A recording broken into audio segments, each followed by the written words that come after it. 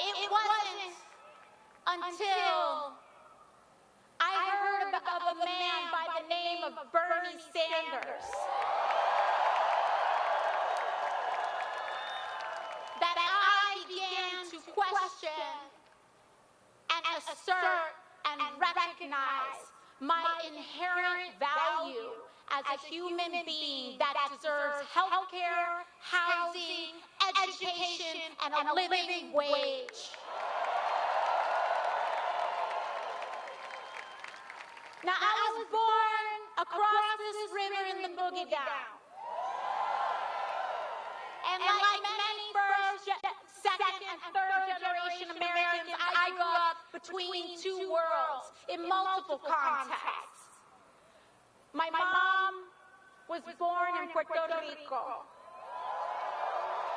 My dad was born in the South Bronx while the Bronx was burning. And again, let's listen to our history. My dad was born when the Bronx was burning, when landlords began to turn into arsonists because the insurance payouts were more valuable than the families that lived inside those buildings. Now, that was the backdrop by which my parents started their lives. And the backdrop upon which I started mine was in a one-bedroom apartment in Parkchester in the Bronx.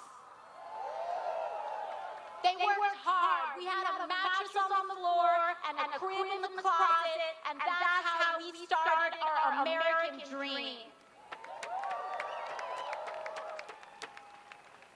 Now, it was shortly after that my mom and my dad looked at the quality of education in the Bronx. And they looked at 50% dropout rates. They looked at the inequity of education, the inequity of education funding, the fact that teachers weren't paid, the fact that kids weren't given their tools to succeed, and that, frankly, it not only had to do with their income, but it had to do with their melanin too. And so they made, and my family made a really hard decision. And my whole family chipped in to buy a small house about 40 minutes north of here. And that's when I got my first taste of a country who allows their kids' destiny to be determined by the zip code that they are born in. And so much of my life was shuttled between these two worlds. And not just the two worlds between the Bronx and Westchester County, but the continental U.S., New York State, and the realities of Puerto Rico, where my family is too. And we saw the distinctions between these two worlds. I grew up where income inequality was an ingrained fact of life of my childhood. And it took everything in us to try to give that next generation a chance. When I was 18, my dad died of cancer. And all the work that we did in a generation like that was wiped out.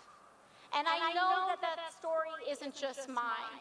It's all of our story.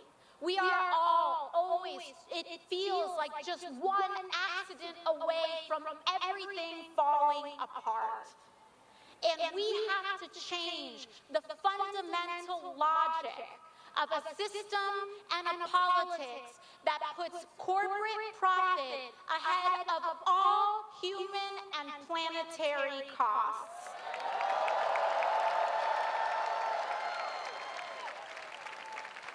But when you rewind on that story, when I was a baby, my family relied on Planned Parenthood for prenatal care.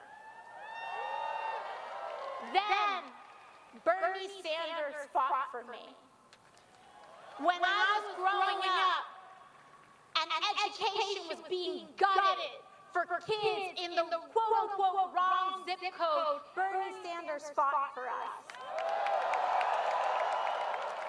When I was a child that relied on CHIP so that I could see a doctor, Bernie Sanders fought for a single-payer health care system. When the federal government decided to discriminate and abandon my queer family and friends, Bernie Sanders was putting his career on the line for us. When I was a waitress and when it was time for me to graduate college with student debt, Bernie Sanders was one of the only ones that said no person should be graduating with life-crushing debt at the start of their lives. Bernie Sanders did not do these things because they were popular. And that's what we need to remember. He did this, and he fought for these aims and these ends when they came at the highest political cost in America. No one wanted to question this system. And in 2016, he fundamentally changed politics in America.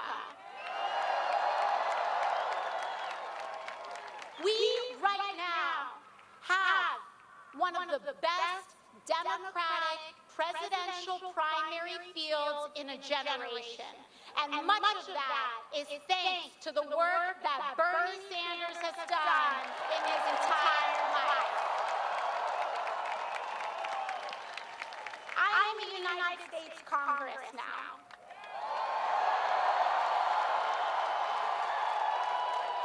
And that's a long, long way from being a sexually harassed waitress in downtown Manhattan 1 year ago.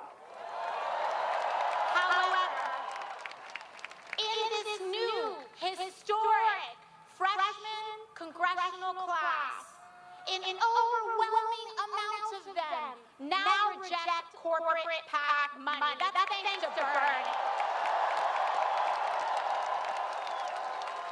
An enormous amount of the House of Representatives endorse Medicare for all. That's thanks to Bernie. More people now than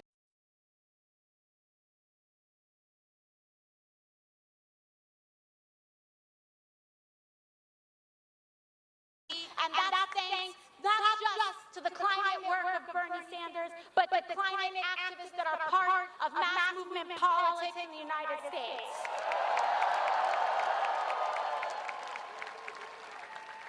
Now that I'm on that other side, I can tell you, the halls of Congress are no joke. It is no joke to stand up to corporate power and established interests. It is no joke. It's not just about standing up and saying these things, but behind closed doors, your arm is twisted, the vice pressure of political pressure gets put on you, and every trick in the book, psychological and otherwise, is used to get us to abandon the working class.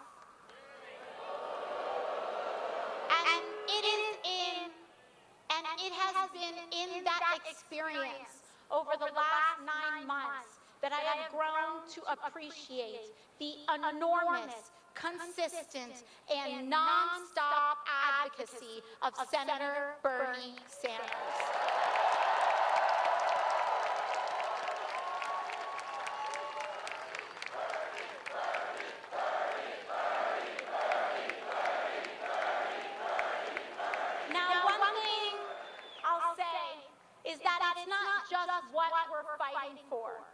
But it's how we're going to do it. And how we're going to do it is with a mass mobilization of working class people at the ballot box. That's the only way that we are going to win this thing. Because one of our top priorities is not just defeating Donald Trump, but defeating the systems of which he is a symptom. That means that what we need to do in this country is organize a fundamentally positive and welcoming movement, one that is mindful, not only mindful of the ugly histories that created our present inequalities, the racism of housing segregation, the classism of the Hyde Amendment that tells us that low-income women shouldn't have access to health care. But we also recognize the imperialist and colonial histories that contribute to our endless wars and our immigration crisis. Not only do we need to recognize that NYCHA, being underfunded by over $30 billion, is not an accident, it is an outcome. It's not an accident, it is an outcome of a system that devalues the poor, that devalues working people, and that prioritizes buildings like those over buildings like these.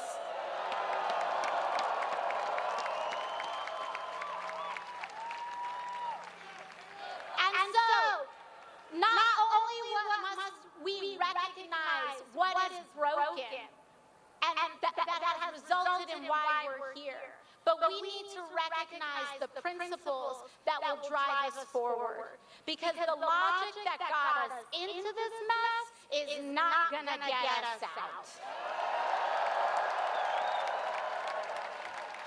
So we need to build a mass movement in America centered on working class, the poor, the middle class, one that is actively anti-racist, that is rooted in principles of universality. Everybody has a right to health care. Everybody has a right to an education. One that is rooted in principles of cooperation, that is participatory, that combats not only racism, but misogyny, anti-queer discrimination. We have to actively center those principles to drive us forward. Because the future and our future is in public systems and it's publicly owned systems. Because we need to take power over our lives again. I don't know about you, but I don't want Mark Zuckerberg making decisions over my life. I don't know about you, but the Waltons have already been making decisions over our lives, and what we got was nothing.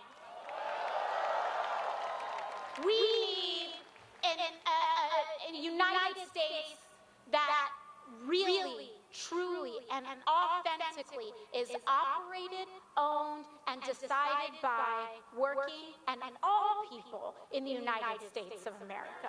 That is what it is: multiracial, multi-gendered, multi-generational, and multi-geographic. We have to come together, not ignoring our differences, but listening to them, prioritizing them, understanding injustice, understanding that we operate in a context where slavery evolved into Jim Crow, evolved into mass incarceration, evolved to the realities we have today. And so with that, I'm proud to say that the only reason that I had any hope in launching a long-shot campaign for Congress is because Bernie Sanders proved that you can run a grassroots campaign and win in an America where we almost thought it was impossible.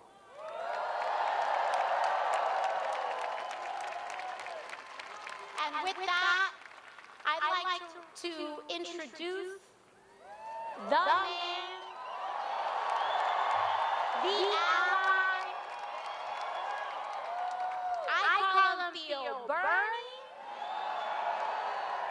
Maybe to my goddaughter, he's Willow. Maybe to some others, he's brother. But he's my Theo Bernie Sanders.